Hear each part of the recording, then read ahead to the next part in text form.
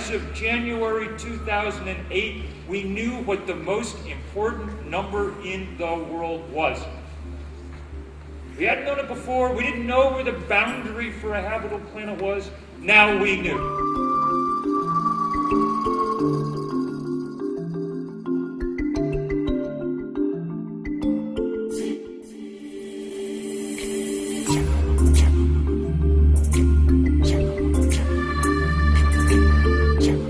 I've spent a fair amount of time in Bangladesh over the years.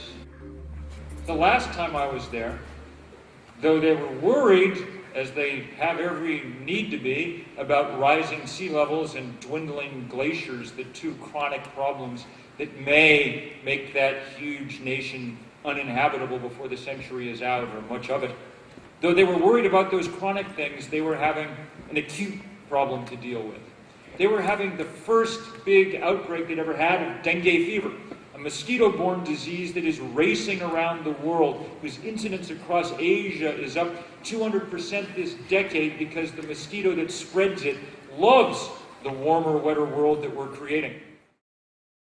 When I was in Bangladesh, I eventually got bit by the wrong mosquito. I was in the hospital for a few hours because there's really no treatment. The wards were full of people dying of dengue. And as I watched them, I was struck with how unfair their predicament was, that they had done nothing to cause this problem. You can barely measure the amount of carbon that Bangladesh emits. It's a kind of rounding error in the international tables. And yet they were suffering in extremis. After that, it became harder simply to speak and write about this, and easier to try to find what came next.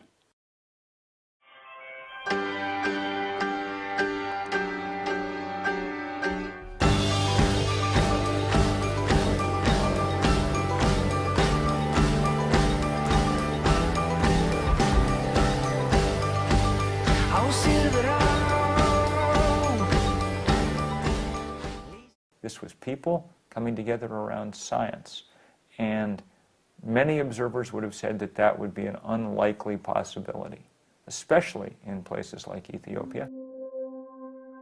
Everybody on this planet, including poor people, maybe especially poor people, are completely capable of understanding the science, of understanding the threat, of understanding the fact that their survival is on the line. We didn't just mostly rely on the internet at all.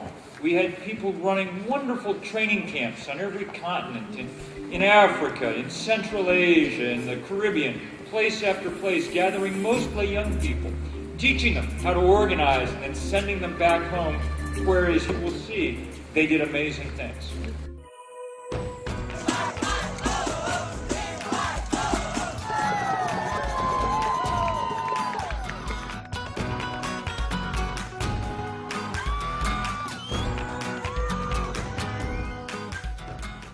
I think we live in a moment when people, younger people especially, but pretty much everyone, are unlikely to want to commit to joining some organization and coming to a meeting every Tuesday night for a year or whatever, or for the rest of their lives, which was kind of the old model.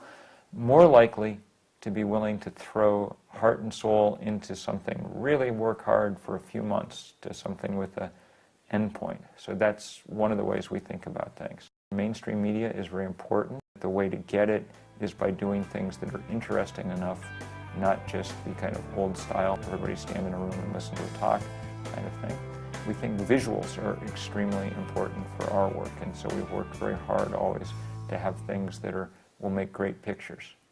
We don't worry about ownership of organizations, brands like 350. We don't mind who gets the credit or how that works, and hence we're able to build big campaigns quite quickly without having to build a big organization. This is not some secret science that we only possess at 350.org and have not told anybody else about.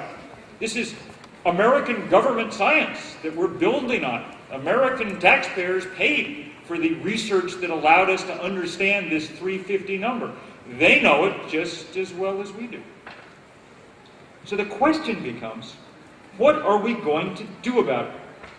And I think there's only one thing to do, and I think that that thing is to build a movement.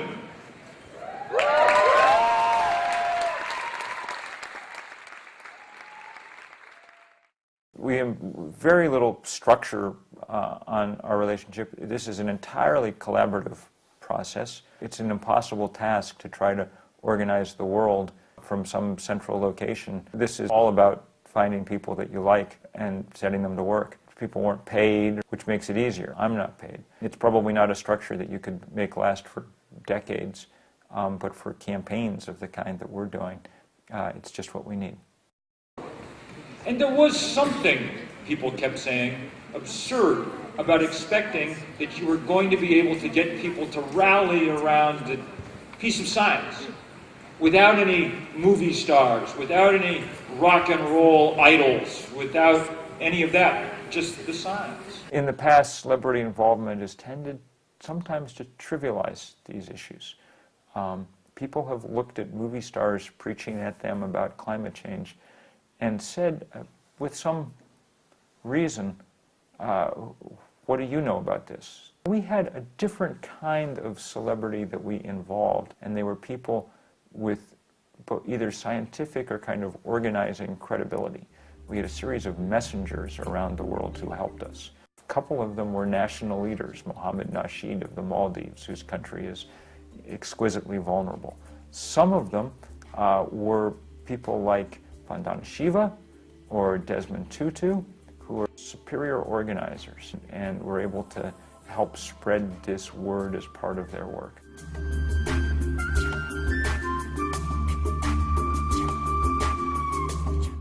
We'd never raise enough money to run TV commercials the way that ExxonMobil runs TV commercials. So we can't beat them with money.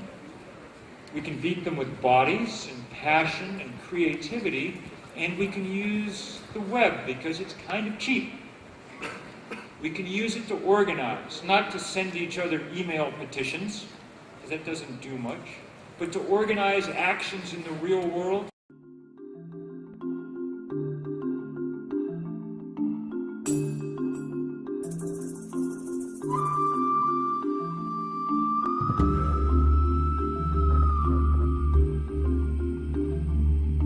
That was very moving because you know that nobody in the Congo has done a damn thing that caused the planet to warm.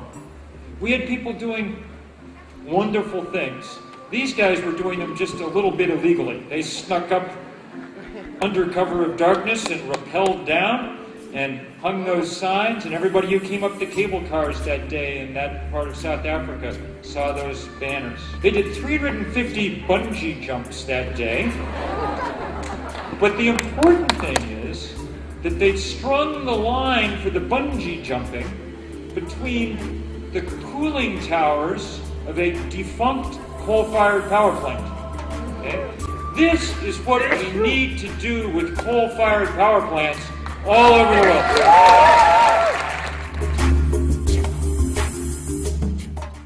I'm not always altogether optimistic about the future, I must say.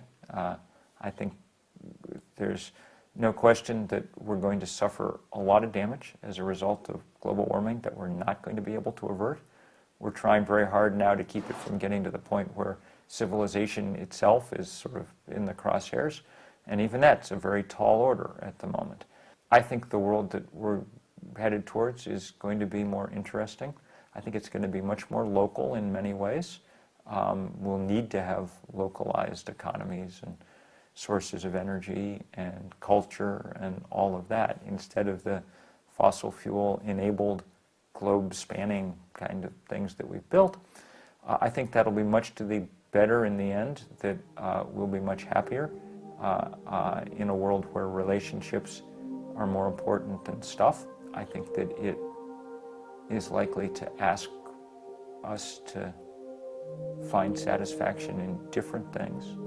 And I hope it's one in which we manage to, above all, stick together, emphasize community as opposed to individuality, and see how we do.